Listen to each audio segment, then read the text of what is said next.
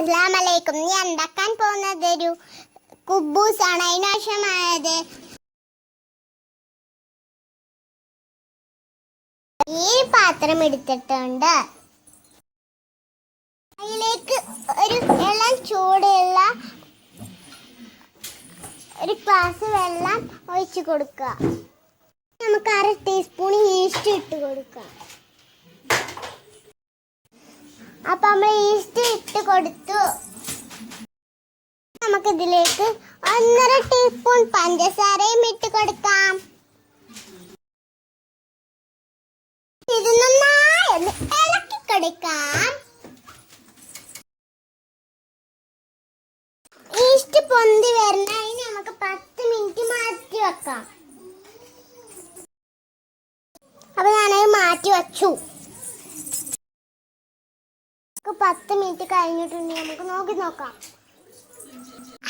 അപ്പൊ നമ്മളുടെ ഈസ്റ്റൊക്കെ നന്നായി പൊന്തി വന്നിട്ടുണ്ട്. ഈ പൊന്തി വന്നാലുള്ള നമ്മളുടെ മാവ് സോഫ്റ്റ് ആയി കിട്ടുക. നമുക്കൊരു പാത്രത്തിലേക്ക് 1 ഗ്ലാസ് മൈദ ഇട്ട് കൊടുക്കാം. അപ്പൊ ഞാനൊരു ഗ്ലാസ് മൈദ പാത്രത്തിലേക്ക് ഇട്ടിക്കണോ. ഇതിലേക്ക് 1/2 ടീസ്പൂൺ ഉപ്പ് ഇട്ട് കൊടുക്കാം. നമ്മളെ കൈയോട്ടൊന്ന് മിക്സ് ചെയ്ത് കൊടുക്കാം. പൊന്തി വന്ന ഈ വെള്ളം കൊണ്ട് ആയിട്ടാണ് നമ്മൾ ഇന്ന് ആ പൊടി കൊണ്ട് മാവ് ഉണ്ടാക്കാൻ. വെള്ളം ഒഴിച്ചിട്ട് നന്നായി ഒന്ന് കുഴച്ചെടുക്കാം.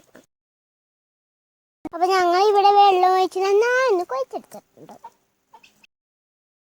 നമ്മൾ സൺഫ്ലവർ ഓയിൽ ഒഴിച്ച് കൊടുക്കാം. ഇനി നന്നായി മാവ് കുഴച്ചെടുക്കാൻ. മാവ് കുഴച്ചെടുത്ത ശേഷം നല്ല സോഫ്റ്റ് ആയി കിട്ടുക. നമുക്കിതിൽ ഏത് ഓയിലും ഉപയോഗിക്കാം. നല്ല വെണ്ണ കുഴച്ചെടുക്കണം. അപ്പൊ ഞാനിവിടെ മാവ് നല്ല വെണ്ണ കുഴച്ചെടുത്തിട്ടുണ്ട്. 1 ടീസ്പൂൺ ഓയിലും ഒഴിച്ചു കൊടുത്തിട്ടുണ്ട്. ഇത് സോഫ്റ്റ് ആവാനായിട്ടാണ് ഞാൻ ഓയിൽ ഒഴിച്ചു കൊടുത്തത്. നമുക്ക് 15 മിനിറ്റ് തുണിയിൽ മൂടി വെക്കാം. നനഞ്ഞ തുണി വേണം ഉപയോഗിക്കാൻ. ഞാനിതിവിടെ മൂടി വെച്ചിട്ടുണ്ട്. അപ്പം നമ്മൾ 15 മിനിറ്റ് കഴിഞ്ഞിട്ടുണ്ട്. നമുക്കിനി ഈ തുണി മാറ്റി വെക്കാം.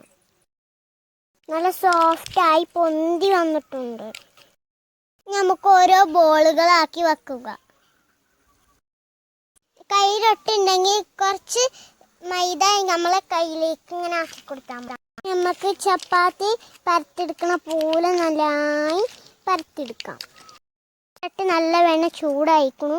അതിലേക്ക് നമ്മുടെ കുബൂസ് ഇട്ട് കൊടുക്കാം.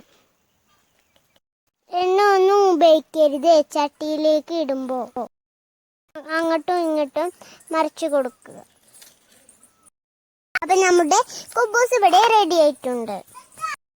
അപ്പൊ നമ്മുടെ കുബൂസ് ഇവിടെ നന്നായി വെന്ത് വന്നിട്ടുണ്ട്. അപ്പൊ നമുക്ക് മറിച്ചും തിരിച്ചും ഇങ്ങനെ ഇട്ട് കൊടുക്കണം. ചൂടിൽ വേണം ഇത് ചെയ്യാന്. അപ്പൊ നമ്മുടെ കുബൂസ് പാത്രത്തിലേക്ക് ഇട്ടിട്ടുണ്ട്.